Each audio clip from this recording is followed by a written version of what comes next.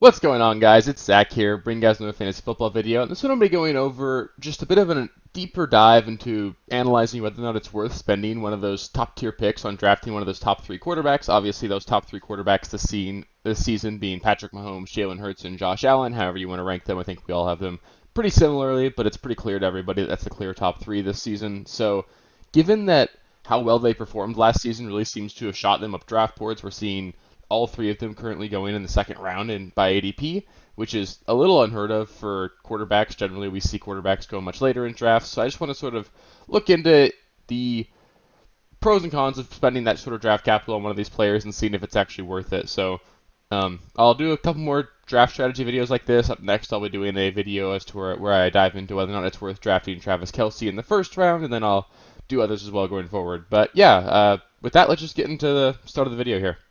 So just a quick overview in terms of their average draft positions. They're all going in the mid to late second round right now. The highest drafted one being Patrick Mahomes going 15th overall, then followed by Josh Allen 18th and Jalen Hurts at 23rd. They each cost you roughly 18 to 19% of your budget in an auction draft. That number being pulled from ESPN. I actually have no problem with that pre-draft value from a auction value standpoint. I currently have them all three worth listed on my website as worth just over 20% of your budget, but it doesn't really scale in terms of where their ADP is, so I'll sort of talk about that later. But that's just a bit of an overview to show you what you guys are going to have to be paying to get one of these guys if you want them. So diving into the projections here, I'm currently projecting each of these top three quarterbacks for around 28 fantasy points per game. That's in 6-point per passing touchdown scoring formats. I would obviously expect slightly lower production in a 4-point per passing touchdown format, so just keep that in mind. But regardless of which of those scoring formats are in, I have all three of these top three quarterbacks ranked for just about 2 points per game over the next tier of quarterbacks, which would be Justin Herbert and Joe Burrow. And that's a pretty significant drop. I don't think people realize how significant 2 fantasy points per game is over the course of an entire season. So there is a very clear tier drop between these top three players and the next quarterbacks as well. So there's no denying that. You're definitely getting a huge positional advantage by taking one of these three players. My quarterback 4, however, is currently being drafted at the end of round 4 with an ADP of pick 46. So just to sort of show you what your options are when you weigh this, it's basically presenting you with two options. You can draft a tier 1 player in the second round and then draft a round 4 player, or you can take a tier 2 quarterback in the fourth round and take a round 2 player. So, for example, here you could have Josh Allen and Miles Sanders. That would give you a current projection based off of my projections of 43.4 points per game. Or you could have Justin Herbert and Josh Jacobs. That gives you a combined projection of 43.3 points per game. So we won't nitpick that 0.1 point per game difference. It's safe to say that given these projections, that's a pretty neutral decision whether or not you're drafting these players, drafting the quarterback in the second round or in the fourth round. But I think that it's just good to understand that there are going to be trade-offs in terms of which guys you're taking where.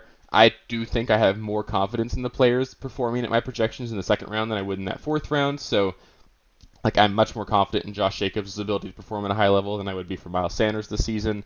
So there's just sort of that give and take. What you're giving up, taking a quarterback in the second round, you're giving up a probably top 5, top 10 guaranteed running back, and in exchange you're getting a top 3 quarterback, and then you get to settle for one of those dead zone running back guys. So historically speaking, generally waiting on a quarterback has been the approach that most fantasy analysts and people who are really digging into this stuff would recommend, but that was generally back when the true top tier performers came or were much rarer, and there was also just much less of a significant gap between the scoring production you were getting out of the quarterback position. It was very standard to see the quarterback 10 and quarterback 1 be relatively close in fantasy points per game, but over the last couple of years, we're seeing a bit of a shift there. We've seen that there is a very clear advantage at the quarterback position. Last season, 3 of the top players in championship winning percentage were quarterbacks. This is looking at all of the teams that were drafted across all the platforms last season and looking at which percentage of teams rostering that player won their championship. 3 of the top 12 players in this metric were Josh Allen, Patrick Mahomes, Jalen Hurts, and that really shows you how valuable these quarterbacks were, given that there's not that many quarterbacks to go around, and they still made up 25% of that list. On top of that, I will note, though, that Patrick Mahomes and Josh Allen both finished significantly ahead of Jalen Hurts. Jalen Hurts was the 12th most valuable player there, and they were both drafted significantly ahead of Jalen Hurts as well. So even though you did get a value by taking Jalen Hurts later, it was still actually more beneficial for you in terms of winning a championship to have drafted Josh Allen or Patrick Mahomes much earlier. So, what would I recommend? I have no problem taking any one of these three quarterbacks. I view them all effectively equally. By my rankings, I actually have Jalen Hurts as my quarterback one, followed by Patrick Mahomes and Josh Allen, but I have no problem with ranking them however you want, 1 through 3. But because I view them all to be relatively equally, I wouldn't want to be the person to just take the first one of them in my draft. I personally think that taking Patrick Mahomes at pick 15 is just much too early. I have a hard time spending that high of a draft capital on a quarterback. So, in general, my recommendation would be to wait until the third round and try to get any one of those three that's available then. I just can't generally justify drafting a quarterback in the second round.